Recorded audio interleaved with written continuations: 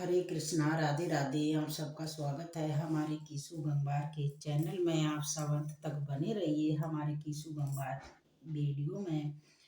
बड़ा महिमा में जनाबाई थी, बहुत श्रद्धालु थी, बहुत श्रद्धा से जनाबाई का नाम भक्त मंडली में लिया जाता है। जे 8 वर्ष की अवस्था में ही जब अपने माता पिता के साथ पंढरपुर आई थी, उसी 8 वर्ष की अवस्था में इन्होंने नामदेव जी महाराज के यहाँ सेवकाई स्वीकार कर ली थी।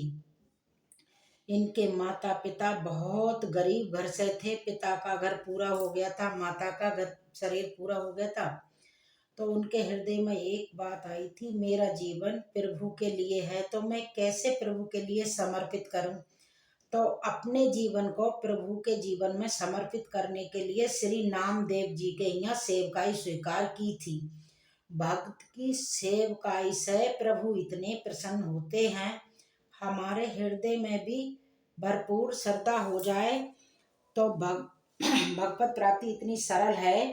तो जनाबाई जी संत सभा में एक दासी के रूप में प्रसिद्ध हुई हैं। ये जनाबाई जी महाराष्ट्र में बहुत आदर से इनका नाम लिया जाता है और इनके बहुत महिमा में पदवी हैं। और इनकी ऐसी नाम में प्रीति थी कि बड़े बड़े सिद्ध संत भी इनका सुमिरन करते हैं। जनाबाई के चरणों में प्रणाम करते हैं कि जे नामदेव की संग का प्रभाव था। इनका जन्म गोदावरी पद पे गंगा के किनारे हुआ था। इनके पिता का नाम दमा और माता का नाम करुण था। बचपन में ही इनकी माँ पधार गई और पिता जो इनको विट्ठल भगवान के दर्शन के लिए लाए थे, उनका भी शरीर पूरा हो गया था और ये नामदेव जी के यहाँ समर्पित हो गई थी। इनके हृदय में एक बात आई थी कि प्रभु की भक्ति का उपाय एक ही है कि कोई भक्त मुझे अपना ले तो मुझे भगवान इस बात की तो बाट देखते रहते हैं, जब तक कोई भक्त प्रभु के अनुराग में जो डूबा हुआ है वो अपना नहीं कहता, वो कभी तब तक प्रभु हृदय से नहीं लगाते। जनाबाई के हृदय में भगवत प्रेरणा से बात आ गई थी कि कोई भक्त हम पे कृपा कर दे तो हमें भगवान का साथ साथ कार हो जाएगा। इसीलिए उनने सेवकाई स्वीकार कर लिए थी। नामदेव के यहाँ अन्य आश्रय कोई बचा नहीं था उनके पास। नामदेव जी निरंतर भजन करते थे, निरंतर भजन में रहते थे और उनके आगे कोई सहारा बचा नहीं था। तो जनाबाई नामदेव के यहाँ सेवक बन के रहती थी। नामदेव जैसे भगत की सेवकाई मिल जाए तो जनाबाई के हृदय में एक ही बात थी कि मैं नामदेव को प्रसन्न कर दूं। पूरे परिवार के कपड़े धोना, पूरे परिवार के का भोग बनाना, पूरे परिवार के लिए आटा चक्की से पीसना, पूरे परिवार में सोनी सेवा करना, वे अपने सुबह के शाम तक सेवा में लगी रहती और नाम पद अपने मन मन में गुनगुनाती रहती। पूरे परिवार के लिए हर समय अपने प्राणों को समर्पित करते हुए सेवा करती। बर्तन मांज रहे हैं, कपड़े धो रहे हैं, झाड़ू पोछा कर रहे हैं, पूरे परिवार की स्वयं सेवा करती। उनकी सेवा में कभी कोई बड़ा आनंद प्रकट होने लगा, वे उस भाव से वे नामदेव की जिस दिन कृपा दृष्टि होगी तो मुझे भगवत साक्षात्कार हो जाएगा। और नामदेव जी के प्रभा से उनका नाम चलने लगा, भजन चलने लगा। जब नामदेव जी कीर्तन करते थे वही जनाबाई कीर्तन करने लगी, नाम सुमरन करने लगी। नाम सुमरन करते करते जैसे कभी पोछा लगा रही है तो आंसू बह रहे हैं, प्रभु के लिए विकलता प्रकट होने लगी, भाव आने लगा। श्री जनाबाई के विट्ठल भगवान के प्रति आसक्ति होने लगी। जब कभी सेवा से अवसर मिलता, मंदिर में जाती, सेवा करती ठाकुर जी को देखते रहती, देखते देखते ऐसी विकल हो जाती, विकल से अश्रु धारा बहने लगती और भगवान को निहारती रहती। ऐसी उनके हृदय में कामना जगी कि प्रभु से ऐसी दशा हो गई। श्री नामदेव जी के भजन का प्रभा था। जब जनाबाई झाड़ू देती, बर्तन मांजती, जल भरती, चक्की पीसती, ये सभी कार्य करते हुए सावधानी ये रखती कि सेवा में टूटी ना हो जाए और नाम में बेसुमरन ना हो जाए। जनाबाई अपने कार्य बड़े खुश होकर करती थी और भगवत सुमरन हर समय रहता था और बड़ी सावधानी से करती थी। कभी सेवा में टूटी ना हो जाए, कभी मैं ऐसे ना डूब जाऊं कि मेरी सेवा छूट जाए, क्योंकि सेवा भक्त की प्रशंसा के लिए और हमारे विठ्ठल भगवान रीझ जाएंगे। ये मन में धारण करके वो बहुत भाव से सेवा करती रहीं और सेवा करते करते विठ्ठल भगवान की माला जप सब कुछ करती रहीं और करते करते एक दिन अपना सब कुछ विठ्ठल भगवान को समर्पित कर चुकी थी। अब भगवान नाम का ऐसा प्रभाव हुआ कि अब उनके आंसू रुकते ही नहीं। सोनी लगा रही हैं, आंसू प्रवाह हो रहे हैं, बर्तन मांज रही हैं, आंसू प्रवाह हो रहा है। देखो कैसी कृपा हुई भक्त संगत की, जिससे बड़े बड़े साधु जन जो जनाबाई को प्राप्त हो रहा है। कभी रोते रोते सेवा करती, कभी एकदम ऐसी व्याकुल हो जाती, हाय विठ्ठल, हाय विठ्ठल, हाय विठ्ठल। प्रभु के लिए प्रत्येक चेष्टा करने के लिए विकलता आई जाती है। जहाँ थोड़ी चेष्टाएं प्रभु के लिए हैं और थोड़ी चेष्टाएं उपासक है, पर ये व्याकुलता नहीं आई, वो सोचता है कि हम प्रभु के लिए कब व्याकुल हुए। जो भी आप चेष्टा कर रहे हो, जो भी करते हो, वो प्रभु के प्रसन्नता के लिए करते हैं। और सावधानी ये रहे कि अंदर से भगवत सुमृति ना टूट पाए और सेवा करते करते व्याकुलता होने लगेगी। आप विकल होकर बीच में आप पुकार लगेंगे कि हा प्रभु, हा प्रभु। अपने लोगों को क्या है, 2 मिनट माला लेते हैं, उसके बाद सारी बाहरी दुनिया में नजर घुमाते हैं। अपने सुख के लिए, इंद्रिय सुख के लिए जो चेष्टाएं हम करते हैं, तो हमारा भगवान से बेमुख हो जाना वो व्याकुल होने नहीं देती। अब एकादशी के दिन नामदेव जी के यहाँ रात्रि में भक्त मंडली तैयार होती थी और कीर्तन होता था। कोई मृदंग बजा रहा है, कोई ढोलक बजा रहा है, कोई करतार बजा रहा है, कोई मजीरा बजा रहा है, कोई नृत्य कर रहा है, तो गायन चल रहा है, कोई नाम पद गा रहा है। तो वो लीलाओं को सुनकर, भक्तों की भाव दशा को देखकर अशुभ प्रभा कर रहा है। पूरी रात्रि एकादशी के रात नामदेव जी देव जी के यहाँ पर एक रात को रत जगा होता था एकादशी के दिन। और जनाबाई बहुत भाव अपना लेके वहीं खड़ी रहती और सेवा करती। संकीर्तन पूरी रात डूबी रहती थी। उन्हें पता ही नहीं चल पाता था कि कितने कम समय में रात्रि व्यतीत हो गई। जैसे कल्पों की लीला सखियों को एक क्षण के समान लगती है। प्रिया प्रीतम के एक एक लीला में कलप कलप गुजर जाते हैं, पर सखियों को ये लगता है कि ये तो अभी कथा शुरू हुई और अभी समाप्त हो गई, अभी तो हम मिले ही नहीं। ये महाप्रेम का स्वरूप है, ये सबको नहीं मिलता है। जनाबाई को पूरी रात्रि कीर्तन में रहने के बाद भी उन्हें ये लगता कि रात्रि तो बहुत थोड़ी ही देर की थी और 2 मिनट में ही खत्म हो गई। और भक्त मंडली सब दिनचर्या चढ़ते ही अपने अपने घर चले जाते और ये बाबली होके उसी में डूबी हुई और अपने प्रभु का नाम जप कर रही थी, विठ्ठल विठ्ठल विठ्ठल। और ये बाबरी होके भगवत प्रेम की माँ मार्च से ठाकुर जी को प्रेम से रामदेव की सेवा में, नामदेव की सेवा में मगन रहती थी। आज तो सूर्यदेव उदय हो गए, सब भक्तजन चले गए और मुझे तो होश ही नहीं रहा। ये तो बहुत बड़ी टूटी हो गई। एक दिन एकादशी में ऐसी आनंद वृत्ति में डूबी कि सब कीर्तन करके चले गए और देखा कि सूरज चढ़ गए ऊपर। अब चेतना जगी तो इन्हें लगा कि आज नामदेव के प्रति जो मेरी सेवा थी वो आज मेरी त्रुटि हो गई। कैसे आज सेवा हो पाएगी? सबके लिए आटा पीसना है, सबके लिए सारी व्यवस्थाएं करनी है। उसे ये नहीं था कि मुझे करना पड़ता है, उसे तो खुश होकर सबकी सेवा करने में आनंद आता था। पर जब ऊपर देखा सूरज ऊपर चढ़ा है तो आज मैं कैसे सेवा कर पाऊंगी। जल्दी जल्दी भागी कि सबसे पहले मैं कपड़े धो लेती हूँ, क्योंकि वस्त्र बहुत सारे हैं, पहले उनको धो के फैला देती हूँ।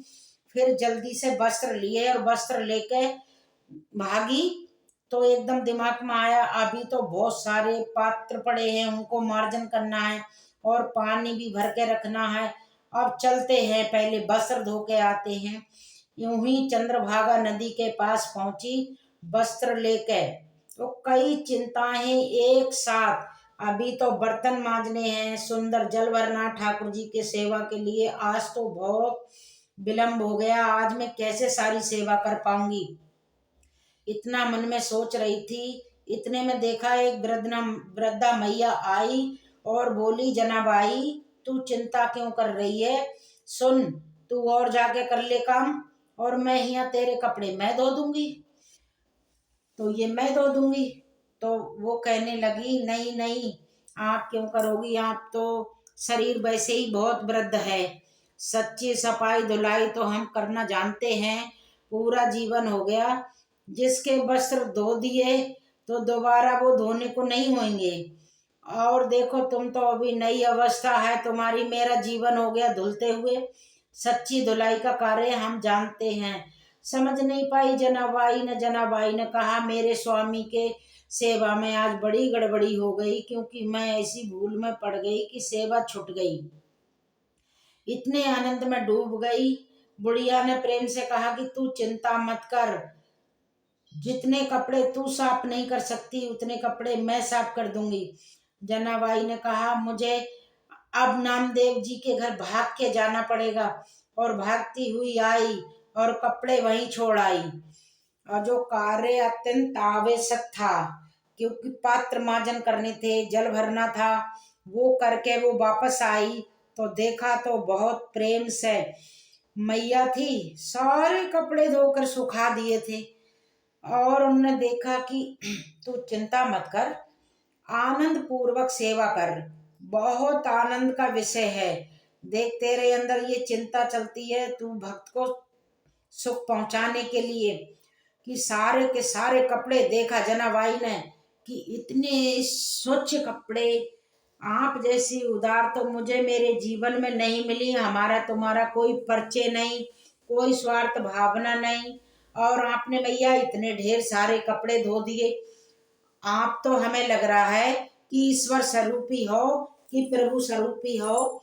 हमें तो ऐसा लगता है कि हमारे विट्ठल ने कृपा करके कि तुम्हें भेजा है, पर इतना नहीं सोच पाई कि विट्ठल ही हैं।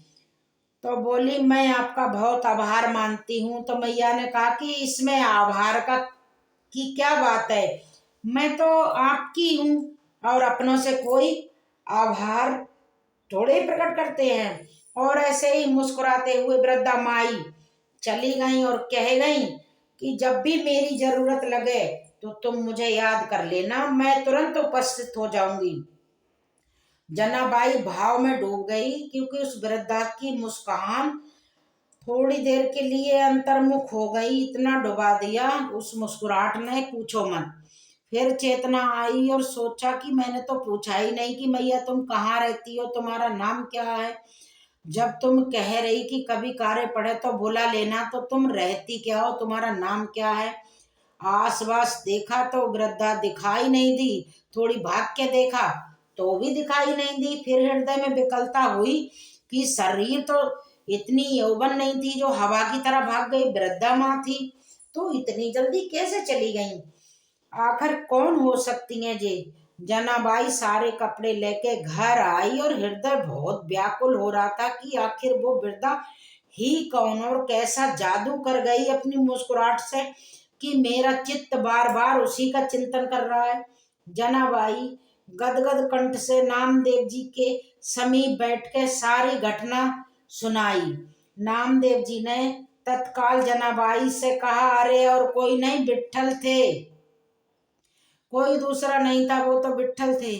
ये तो विट्ठल ही थे, विट्ठल ही थे। तेरे को बड़भागनी बनाने के लिए आए थे। मेरे से इतना विट्ठल प्यार करते हैं कि सारे कपड़े धो दिए, क्योंकि उनको संकोच हुआ कि आज मेरे भगवान हमारे कपड़े धो के गए। जनाबाई तो उनके ही कपड़े धोने गई थी। महिमा में उनका स्वरूप था। श्री नामदेव जी ने कहा कि जनाबाई तेरे तो अहो भाग्य, कैसी तेरे ऊपर ठाकुर की कृपा हुई, तू समझ नहीं पाई। अब तो जनाबाई के हृदय में और भी व्याकुलता बढ़ गई। और आए भी तो ऐसे छलिया रूप लेके आए, ऐसे आपके पास भी आते हैं, पक्का समझ लेना वो किसी न किसी रूप में अपने लोगों से भी मिलते हैं। इस बात का ध्यान रखना कि हर किसी में समझना कि कहीं वही तो नहीं आ गए, इसलिए कहीं प्रभु स्वरूप तो नहीं है। हर समय सावधान रहना। हमारे सतगुरुदेव भगवान कहते हैं, प्रभु के शरणागत जो हैं, जिनने अपना समर्पण प्रभु के लिए करा है, तो उनसे प्रभु कभी भी आके मिल सकते हैं। और जिस दिन आपके हृदय में व्याकुलता आ जाए तो सोच लेना कि प्रभु हमसे मिलना चाहते हैं। और प्रभु हमसे रोज मिलते हैं, पर किस किस रूप में मिलते हैं। अब तो जनाबाई रोने लगी कि हाय, इतने छलिया हो कि आए भी और हमें परिचय भी नहीं मिल पाया। और दूसरी बात, मेरे लिए आपने कष्ट सहा, मेरे लिए इतने ढेर सारे कपड़े धोए। अब तो और हृदय में विकलता बढ़ गई। प्रभु सदैव अपने भक्त के पीछे पीछे डोलते हैं, क्योंकि जो स्वयं ईश्वर हैं, तो उनको कोई अगर बांध सका तो एक भक्त जन है जो उनके पीछे प्रभु डोलते हैं। अब तो वो प्रेम पीड़ा में जनाबाई विकल हो गई और स्वयं प्रभु जनाबाई के साथ चक्की पीसते थे आकर। एक बार नहीं, बहुत बार जनाबाई प्रेम में मगन होके सोनी लगा रही है। जब कूड़ा भरने के लिए आई तो टोकरी लिए हुए प्रभु कूड़ा भर रहे थे। अब बुढ़िया के रूप में नहीं आते, अब साक्षात विट्ठल के रूप में आते हैं। अगर जनाबाई नामदेव जी को सुख पहुंचाने के लिए, उनके भोग बनाने के लिए आटा पीस रही है, नाम लेते लेते वो इतनी डूब जाती पद गाते गाते कि चक्की रुक जाती थी, तो ठाकुर जी चक्की चलाते थे। जनाबाई पद गाती थी और ठाकुर जी आटा पीसते थे, क्योंकि सेवा में टूटी ना हो जाए, इसीलिए प्रभु स्वयं चक्की चलाते थे। और जनाबाई के पद सुनते रहते और खुश होते होते चक्की पीसते थे। और जनाबाई सोनी लगाती तो कचड़ा साथ साथ उठाते, टोकरी लेके घूमते थे, अपने सर पे टोकरी रख के घूमते थे। जहां जाए कूड़ा एकत्रित करती और वो ठाकुर जी उठा लेते थे। कैसी भक्ति की अद्भुत महिमा है। भक्त की भक्ति से कैसे प्रभु अधीन हो जाते हैं। आहा। अब बार बार विट्ठल जी जनाबाई से यही कहते, मैं तुम्हारा ऋणी हूँ, मैं तुम्हारा ऋण कैसे चुका पाऊंगा, कैसे तुमसे तुम मेरी भक्त सेवा करती हो और मैं तुम्हारा ऋण कैसे चुकाऊं, ये मुझे बता दो। कैसी अधीनता से स्वीकार किए हुए हैं। जनाबाई अगर धान कूट रही हैं तो प्रभु सामने खड़े मुस्कुरा रहे हैं।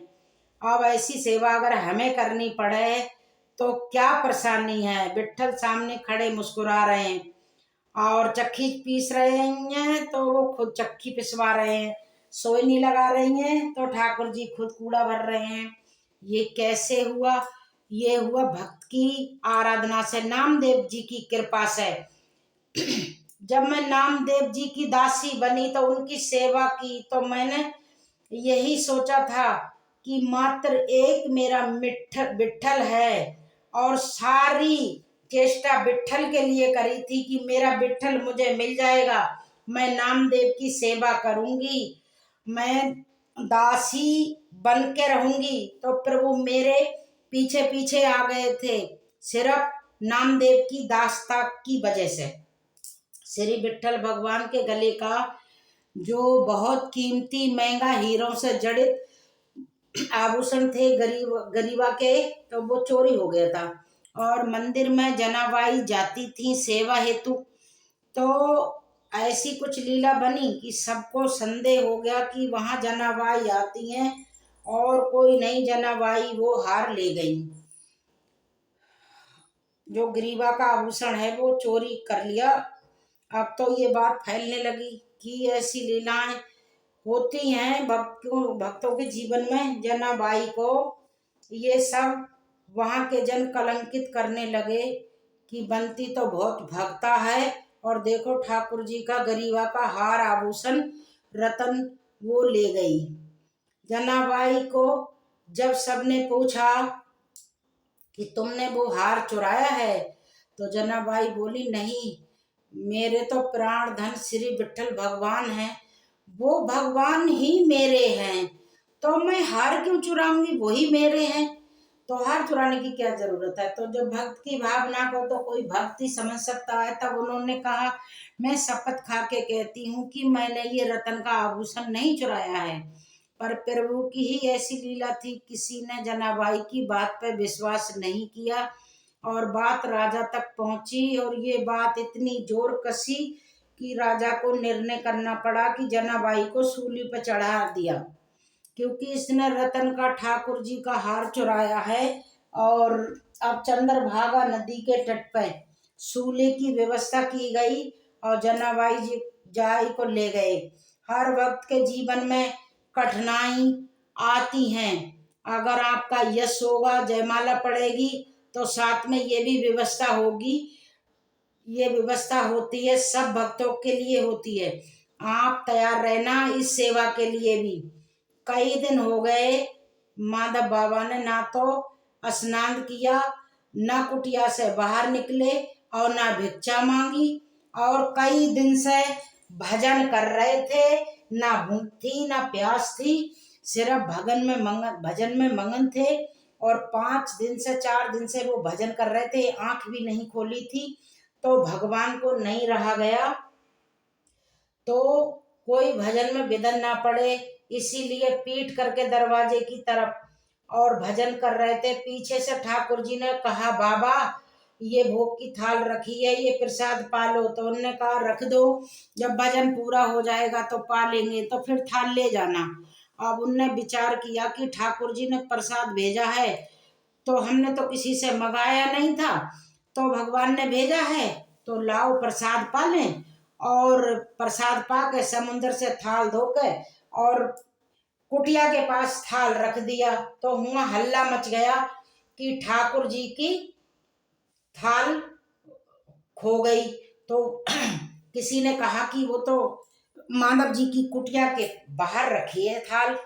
तो ठाकुर जी ने, तब थोड़ा विचार करो, अगर वो कहीं खुले में भोग लगा होता तो संशय होता कि कोई ले गया होगा, अच्छी ये भी जाएगा तो कुटिया के बाहर क्यों रखेगा, तो अंदर रखेगा। उन्हें तो धो के बाहर रख दी, उन्हें तो पता ही नहीं चला, वो तो उन्हें तो पता भी नहीं चला था।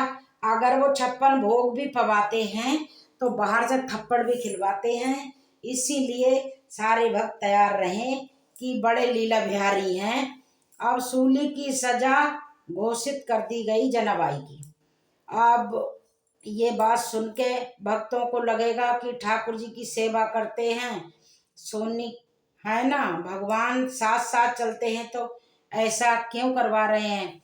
वो दिखाते हैं कि मेरे भक्त की ऐसी स्थिति होती है, जिस माथे पे चंदन चढ़े, फूल माला चढ़े तो कोई सुख नहीं, और गड़ासा चले तो कोई दुख नहीं। तो मनो फूल और चंदन और गड़ासा में कोई फर्क मत समझो। और कई कई इंच तक गड़ासा घुस गया था तो भी प्रभु ने कोई,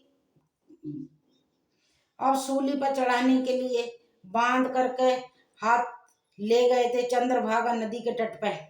जब जनाबाई ने देखा बस सूली पर चढ़ाया ही जा रहा है, तो हृदय से उसने पुकार करी, और विठ्ठल विठ्ठल विठ्ठल विठ्ठल। जैसे जैसे वो विठ्ठल विठ्ठल बोलती, वो सूली पिघलती जा रही थी। जैसे मोम को आग दिखा देते हैं तो मोम पिघल जाता है, वो नहीं चाह रही थी कि सूली पिघल जाए। वो तो ये सोच रही थी कि अब शरीर का अंत हो रहा है, इसीलिए मैं अपने विठ्ठल भगवान को वो विठ्ठल विठ्ठल विठ्ठल विठ्ठल विठ्ठल विठ्ठल कह के पुकार रही थी। और वो सूली पिघल के खत्म हो गई, पानी जैसी हो गई, और जनाबाई सूली पे से उतर गई। सूली का कोई नाम निशान नहीं था। तो फिर जनाबाई को सबने हाथ जोड़ के प्रणाम करा, राजा ने भी हाथ जोड़ के प्रणाम करा कि तुम्हारे विठ्ठल भगवान तुम्हारे साथ हैं, तुम्हारा कोई कुछ नहीं बिगाड़ सकता। जाओ जनाबाई, तुम चोर नहीं हो, तुम्हारे तो प्रभु तुम्हारे साथ हैं। और उसकी कई बातों को तो किसी ने नहीं माना था, उसको जरा सा भी भय नहीं था कि मेरे प्रीतम से मुझे मिलना है, चाहे मुझे कैसे भी छुटे। और दूसरी बात ये थी कि मेरा भक्त इतने महिमा से मुझे पुकारता है, तो भगवान को भी ऐसा लगता है कि अपने भक्त की सहायता आके तुरंत करते हैं। ऐसे नहीं है हमारे प्रभु कि सुनते नहीं है, बहुत बातें सुनते हैं और हमारे आसपास ही रहते हैं, पर हमारे पास वो नेत्र नहीं है जो हम अपने प्रभु को देख पाए।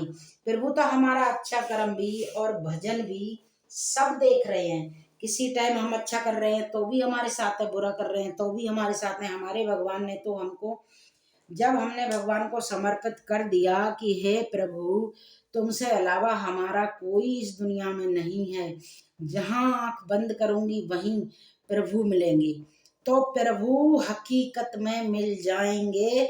आप आजमाओ, उस लायक बनो, तो प्रभु हमारे हमेशा साथ हैं। राधे राधे।